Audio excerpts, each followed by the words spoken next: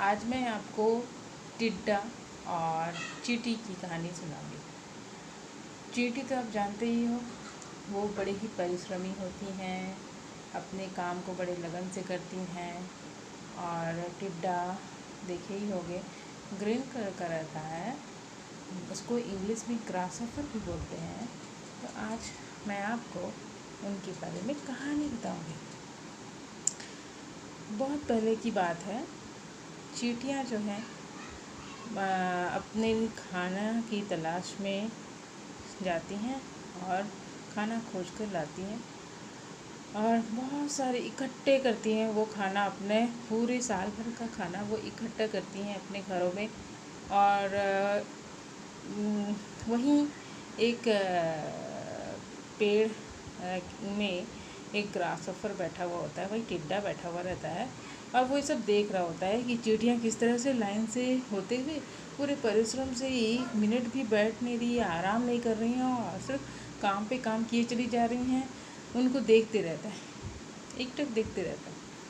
फिर बाद में क्या होता है कि वो उनको चिढ़ा भी देता है बीच में और कहता है कि अरे चींटियों, तुम लोग इतना परिश्रम क्यों कर रही हो?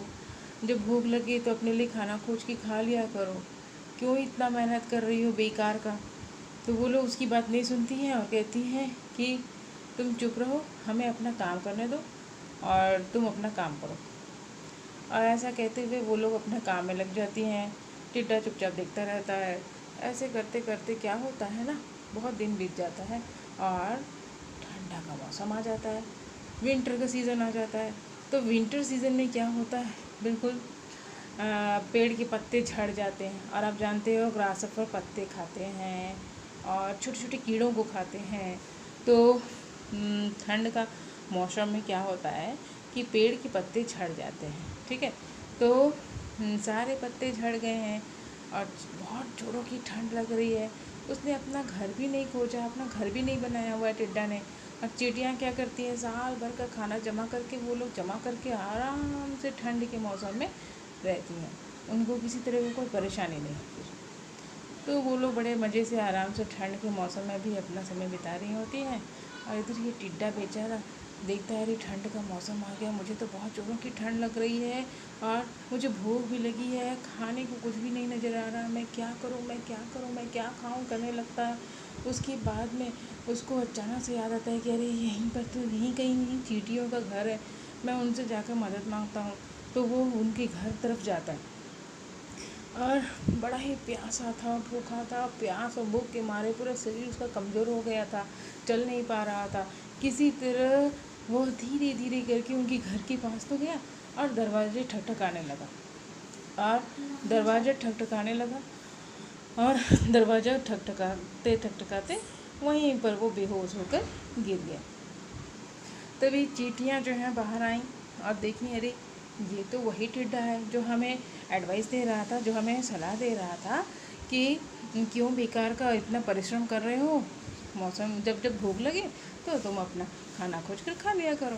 तो वो बात उनको याद आता है, बोलता है ये तो वही टिड्डा है भाई।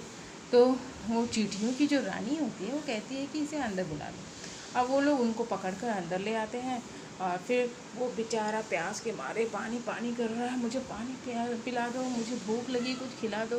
तो चींटियाँ बड़ी दयालु होती हैं, वो क्या करी, थोड़ा सा खाना लाकर उनके पास रखी, पानी दी और पेट भर वो खाना खाए, पानी पी, वो ग्रासहॉपर पानी पी और खाना खाए और फिर बाद में वो खुश हो गई। उसके बाद वो चींटियों से माफ़ी मांगी, बोली चींटी रानी मुझे माफ़ कर दो, मैं भी अब आपकी तरह, आप लोगों की तरह परिश्रम किया करूँगी और आलसी नहीं बनूँगी और किसी तरह खाना अपने लिए जमा करके रखा करूँगी। तो इस कहानी से हमें यही शिक्षा मिलती है कि हमें आलस नहीं करना चाहिए, अपना काम फुर्ती से करना चाहिए और कभी किसी को चिढ़ाना नहीं चाहिए, जिसका परिणाम यही होता है।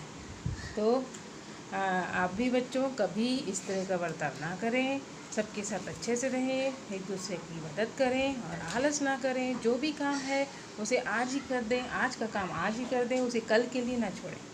तो इसी तरह आप लोग भी कुछ अच्छा काम करें। इतना कह तो यहीं पर हमारा स्टोरी जो है ख़त्म होता है, समाप्त होता है। आपको ये स्टोरी कैसा लगा हमें बताइएगा, और मेरी चैनल को लाइक करिए, सब्सक्राइब करिए, अपने फ्रेंड्स को शेयर करिए। Bye bye.